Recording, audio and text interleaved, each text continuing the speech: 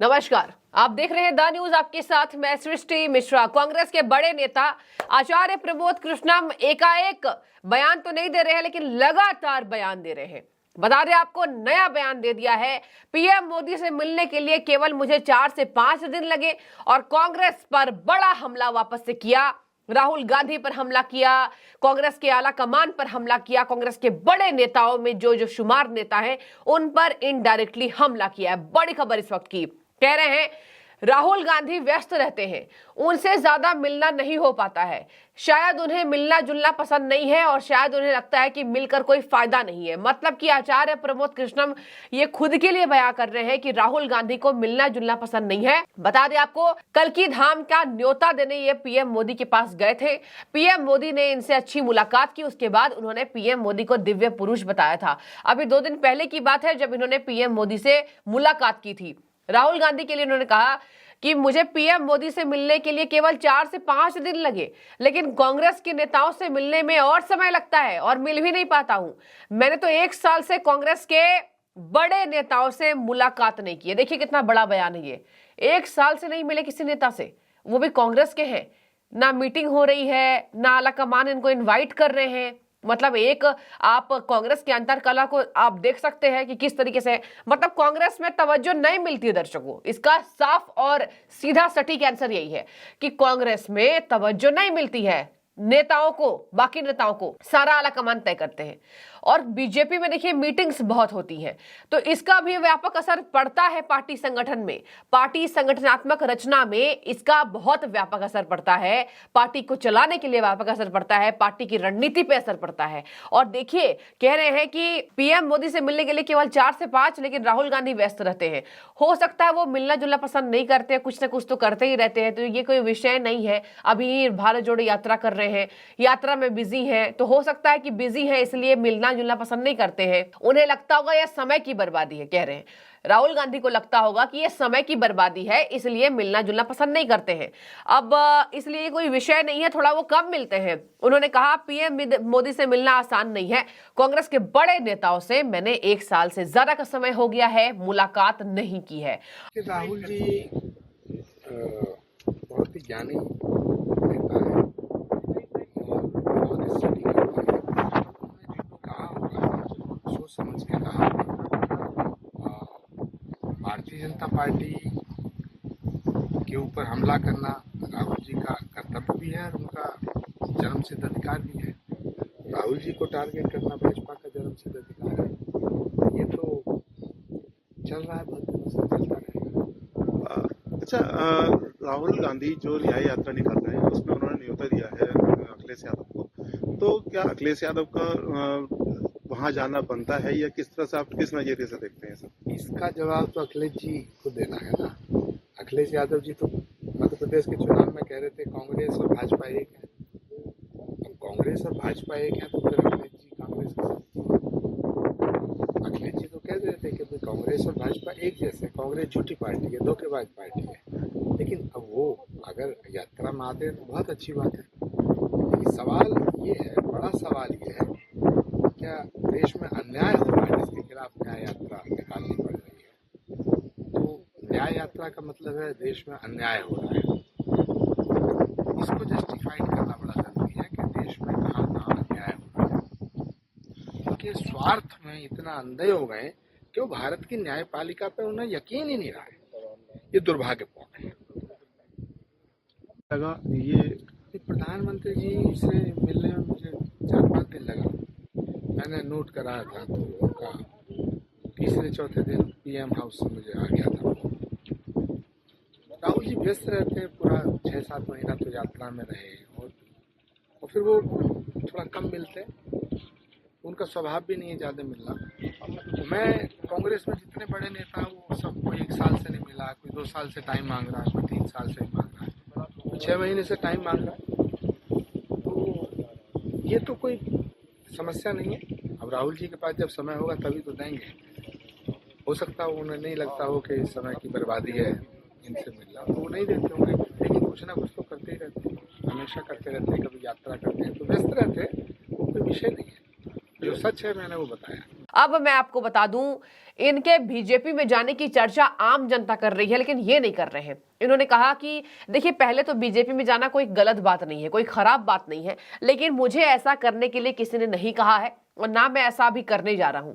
बता दें आपको, लोकसभा चुनाव से पहले ये 100% श्योर तो नहीं, लेकिन कुछ परसेंट श्योर है। बता दें आपको, 100% ये कहा जा रहा है कि बीजेपी में जाएंगे। तवज्जो नहीं मिल रही है।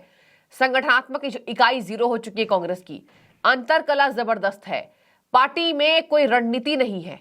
3-4 बातें कांग्रेस की मेन हो गई। इसी वजह से कहा जा रहा है कि आचार्य प्रमोद कृष्णम पाला बदल सकते हैं, लेकिन इस पर बिल्कुल मुहर अभी लगाना उचित नहीं है। अब इन्होंने क्या कहा, देखिए, इन्होंने कहा कि अभी देखिए, पीएम मोदी से मिलकर आए, उसके बाद सीएम योगी से मिलकर आए, दोनों से मिले और दोनों को कल्कि धाम का न्योता दिया है। इन्होंने कहा कि जैसे मुझे लगता है कि हर युग में भगवान का अवतार होता है, सृष्टि को एक अच्छा संदेश देने के लिए, धर्म का पाठ सिखाने के लिए, तो कलयुग में कल्कि अवतार जन्म लेगा और कल्कि धाम जो हमारा है उसके लिए वो बहुत पावन जगह है। मैंने इसलिए सोचा दोनों नेताओं से मुलाकात करूं और दोनों नेताओं से मैं मिला और मैंने इनविटेशन दिया है। उन्होंने कहा कि भाजपा नेताओं को श्री कल्कि धाम के शिलान्यास समारोह का मैंने निमंत्रण दिया है। यूपी के राजनीतिक गलियारों में चर्चा तेज है कि लोकसभा चुनाव से पहले ये दामन थाम सकते हैं। इसके साथ मैं आपको बता दूं आगे क्या कह रहे हैं। अयोध्या में ये जब पहुंचे थे तो प्रधानमंत्री के द्वारा जो भव्य समारोह किया गया था राम मंदिर तीर्थ क्षेत्र के द्वारा, अयोध्या धाम भगवान रामलला के विराजमान होने के पश्चात भी और पहले भी ये दिखे थे। अब इन्होंने कहा कि कांग्रेस नेताओं को जो न्योता मिला था उसको ठुकराकर उन्होंने अपने पैर पर कुल्हाड़ी मारी है। आने वाले समय में कांग्रेस का इससे खामियाजा इसको भुगतना पड़ेगा। दर्शकों, पहली बार नहीं है, ये लगातार पार्टी लाइन से हटकर बयान देने के लिए मशहूर नेता है। प्रियंका गांधी के राजनीतिक सलाहकार हैं।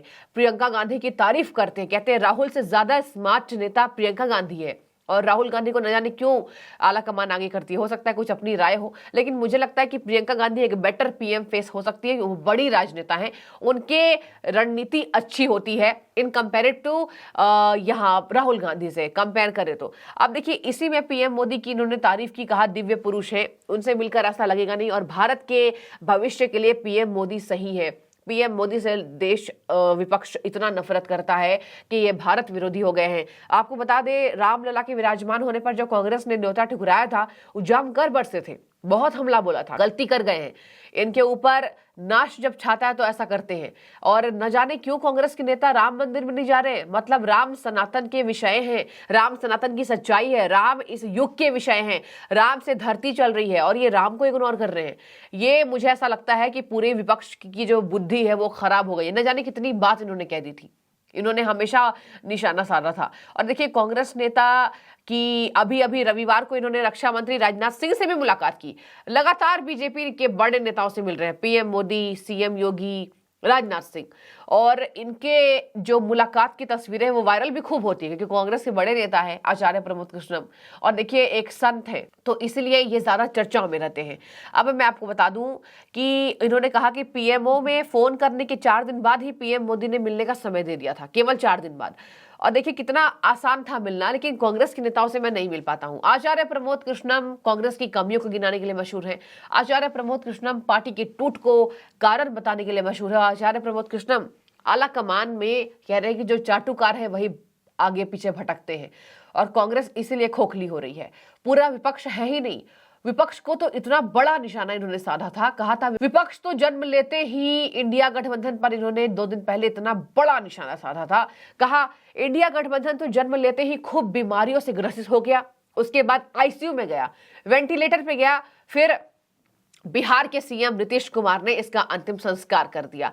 तो देखिए ये लगातार पार्टी की कमियों को क्यों टूट हुई, क्यों आखिर बिखराव है विपक्ष में, अलग अलग राज्यों में क्यों टूट रहा है विपक्ष, ये सब बातें बताने के लिए मशहूर हैं और ये जानते हैं कि कांग्रेस पार्टी में या फिर आला कमान के नेतृत्व में वो बल नहीं रह गया है जो पहले हुआ करता था। और यही वजह है कि आचार्य प्रमोद कृष्णम बार बार विपक्षी नेताओं पर निशाना साधते हैं। आपको बता दें कि अभी ये खबर सामने आई कि इनको नोटिस थमाया जा सकता है, कांग्रेस के नेता इनको नोटिस थमा रहे हैं। लेकिन देखिए अभी तक तो वैसी कोई व्यापक बड़े स्तर की ये बात निकलकर सामने नहीं आई कि कांग्रेस से इनको निकाला जा रहा है। लेकिन हाँ, ये जरूर बात है कि कांग्रेस आलाकमान इनसे नाराज हो सकता है, लेकिन इनके बारे में गलत बयान नहीं दे सकता है, क्योंकि अगर गलत बयान देना होता तो हम पिछले 1 सालों से जब इसे ये पार्टी लाइन से हटकर बयान दे रहे हैं, हमने देख लिया होता कि हाँ, कांग्रेस ने इनको निकाल दिया है, सोकॉश नोटिस इनको थमा दिया है। लेकिन अब तक ऐसा नहीं हुआ है, तो ये कुछ कहा भी नहीं जा सकता है। लेकिन आचार्य प्रमोद कृष्णम हमेशा ही कांग्रेस नेताओं पर निशाना साधते रहते हैं और इसी के कारण कहा जाता है कि ये जल्द बीजेपी में शामिल हो सकते हैं। बता दें आपको कि राजनाथ सिंह से मुलाकात, पीएम मोदी से मुलाकात, सीएम योगी से मुलाकात। अब कहा जा रहा है कि कल्कि धाम को लेकर जो भाजपा के नेता हैं, जो सनातन पर विश्वास करते हैं, केवल उनको इन्विटेशन मिलेगा। इन्होंने कहा कि सनातन को कांग्रेस खत्म करना चाहती है, लेकिन सनातन कभी खत्म नहीं होगा। आपकी राय रखिए, हमेशा पार्टी लाइन से हटकर बयान देना। राहुल गांधी व्यस्त रहते हैं, पीएम मोदी से मिलकर लगा कि वो दिव्य पुरुष है। तो क्या आपको भी लगता है कि आने वाले समय में भाजपा का दामन थामते नजर आएंगे कांग्रेस के बड़े नेता आचार्य प्रमोद कृष्णम? जरूर टिप्पणी कीजिएगा। शुक्रिया।